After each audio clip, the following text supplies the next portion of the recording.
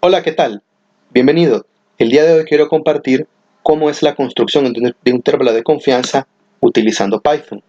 Para ello utilizaré una información de nacimientos que pueden encontrar en este enlace y lo encontrarán también en la descripción del vídeo. Y pues vamos a comparar una serie de grupos y construir para cada uno de ellos un intervalo de confianza y hacer un poco de análisis estadístico sobre ello. Lo primero que vamos a hacer pues es correr este código, imprimir las primeras 5 líneas, utilizando para ello al módulo pandas, y le decimos que imprima los primeros 5. Ustedes pueden manipular aquí y colocarle cuál es el número que quieren también. Pueden colocarle 10, 15, 20 primeras líneas, y también pueden utilizar escribir que las últimas, entonces le colocarían tail. Es otra manera de hacerlo. Entonces este conjunto de datos es sobre el peso de esta variable que tenemos acá. El peso, perdón, esta variable dBWT es el peso en libra, en gramos en este caso, con que ha nacido un recién nacido. ¿Okay? COMP-HES es el número de semanas en que del embarazo y que dio luz la madre. El sexo del bebé, una variable importante. El peso de la madre al momento de dar la luz, dWGT, puede utilizarse también. La edad de la madre, por ejemplo, otra variable importante que podemos utilizar en un análisis estadístico sobre recién nacidos. ¿Okay? La descripción de estas variables también la pueden encontrar en el enlace que acabo de mencionar. Y veamos entonces cuántos datos estamos trabajando. 40.401 datos. Podría decirse que es nuestra población, o otra persona podría decir, bueno, trabajémoslo como una muestra, ¿verdad? Pues una serie de datos enorme, 40.401 datos. Entonces, líneas, puede trabajar como población, no habría problema en ello. Pero aquí lo que quiero hacer es mostrarles un intervalo de confianza. Suponiendo que es una muestra, por supuesto, que tenemos, usualmente es lo que no en un análisis estadístico vamos a tener, no es difícil tener la población total. Entonces, veamos si quiero comparar dos grupos. ¿Qué género al nacer tiene mayor peso, masculino o femenino? Los niños o las niñas al momento de nacer tienen un mayor peso. Esa es nuestra pregunta de investigación. Vamos a suponer, por supuesto, que tienen un peso similar. No importa el sexo, el peso del bebé se distribuye idénticamente. Es decir, va a andar alrededor de cierta media, ¿verdad? Que ese es al final lo que queremos nosotros ver. Entonces, vamos a grabar el peso del bebé, dWT, y donde escogemos de nuestra serie de datos en B, el sexo que sea igual a masculino y también femenino, por supuesto. Entonces hemos grabado en df1, en df2 esa información.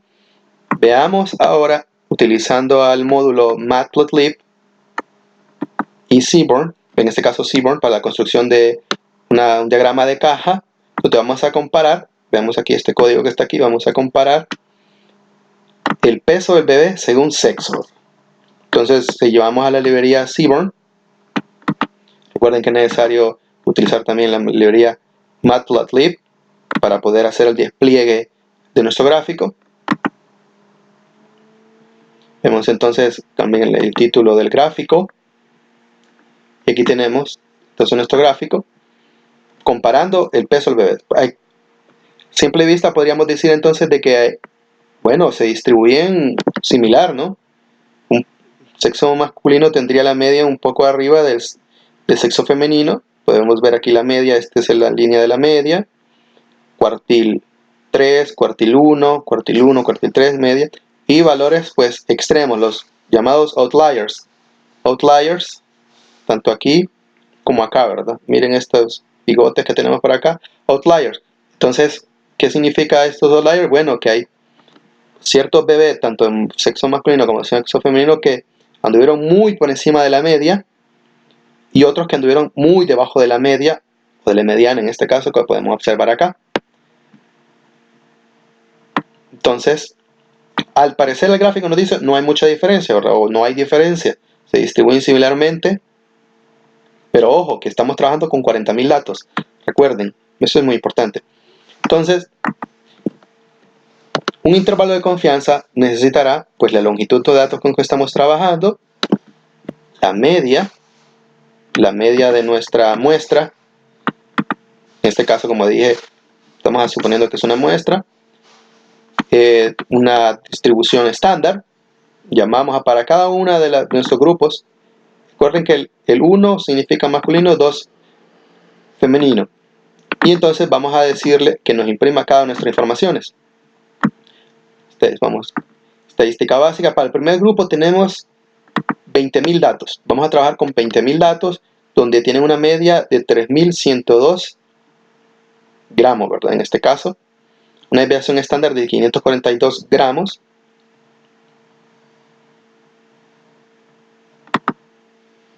El segundo grupo, que es la femenino, 19.779 y 3.000 gramos. O 3 kilos, podríamos decir también, lo mismo acá, 3 kilos. Rondaban alrededor de los 3 kilos y 3 kilos respectivamente. Una desviación de estándar de 517. Miren qué similitud, ¿verdad? 3.000, 3.006, 3.102. Y la desviación estándar, poco similar también, 542 y 517. Al parecer tienen una desviación estándar similar, o varianza también similar, podríamos decirlo.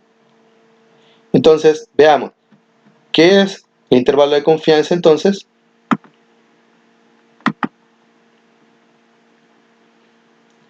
Vamos a discutir entonces qué forma se utiliza para un intervalo de confianza. Un intervalo de confianza, si conocemos la desviación estándar de la población y dicha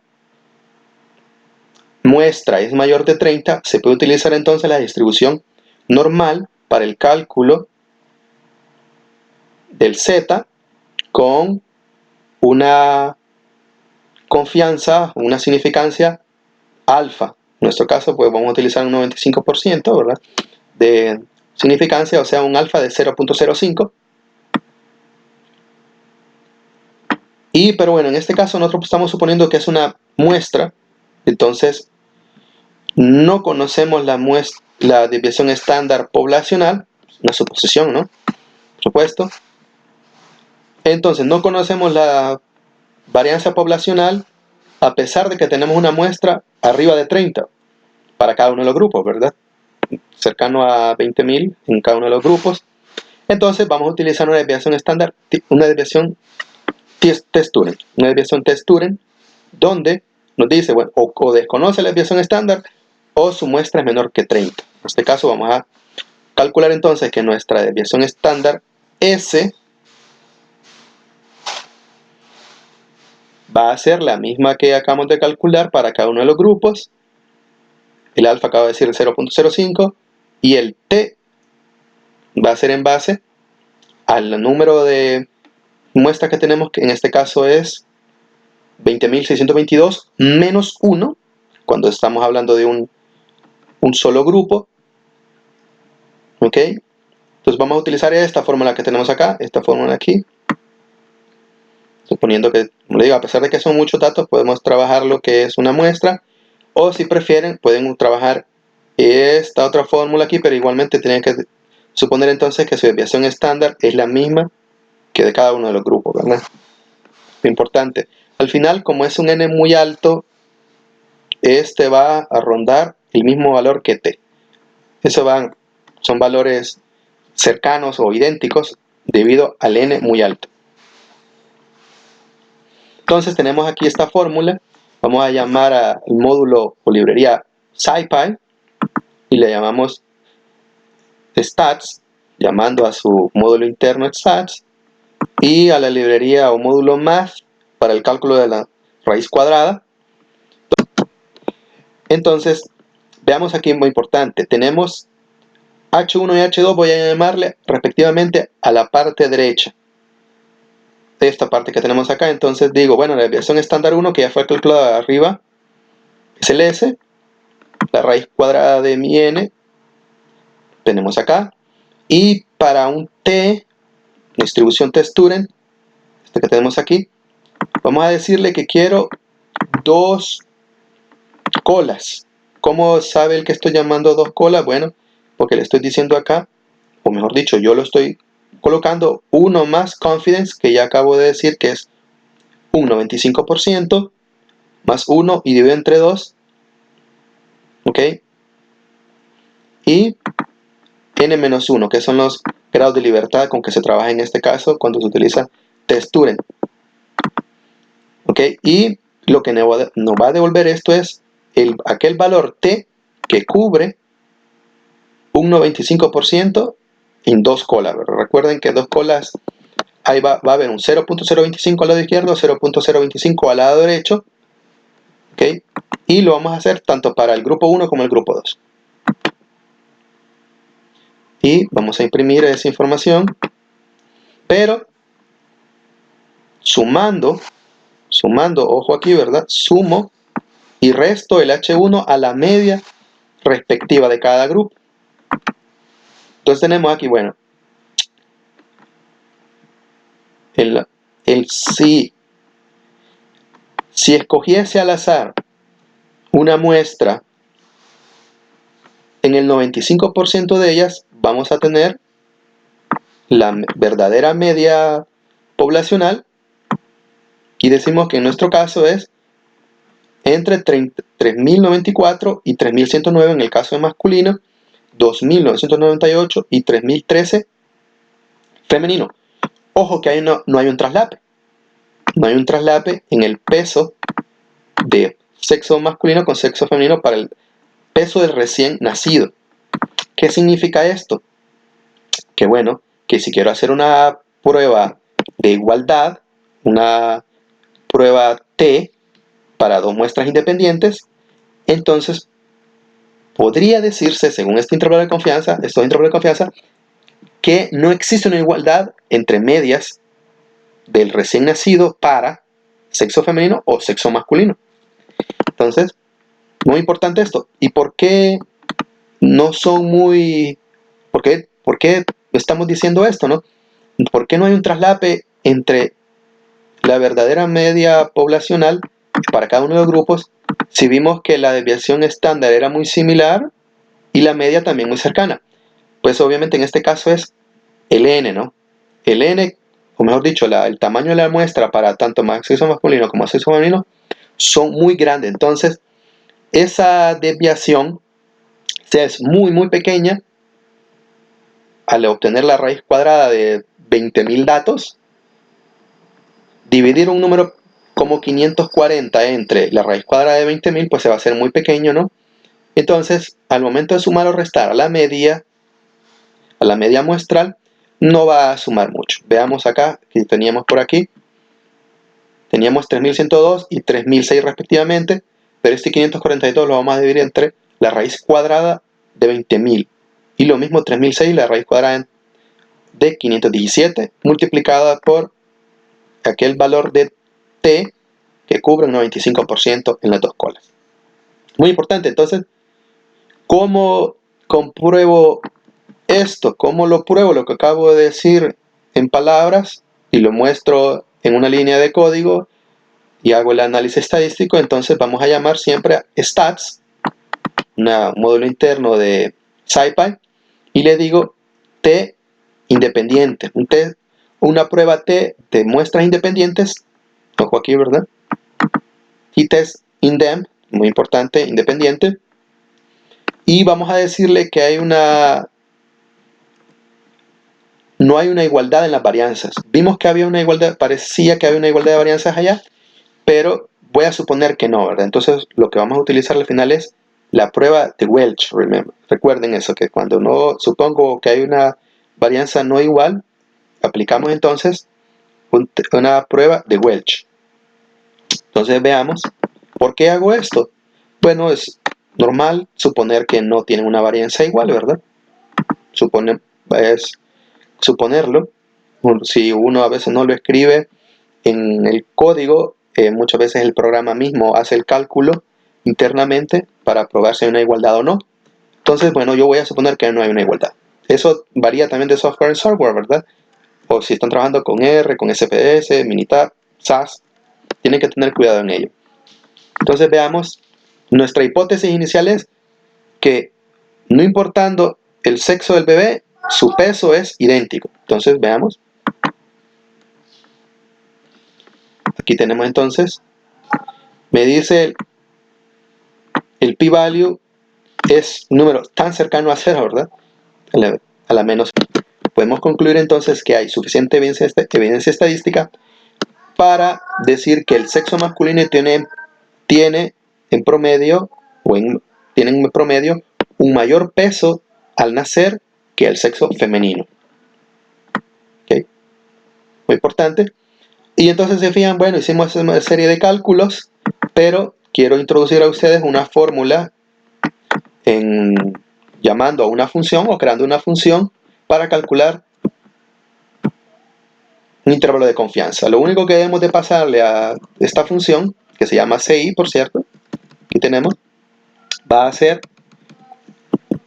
la serie de datos con que estoy trabajando, df le llamo, se puede llamarle como usted quiera, x, y le digo también que hay un valor predeterminado en caso de que no le pase el valor de 0.95, ¿verdad? 2 colas. Para ello, entonces vamos a calcularle a df, al valor que le estoy pasando, su longitud, su media, su desviación estándar y la fórmula que anteriormente vimos, ¿verdad? Suponiendo que vamos a aplicar entonces un test Turing para el cálculo del intervalo de confianza, sea que desconocemos la varianza o que nuestra muestra es menor que 30.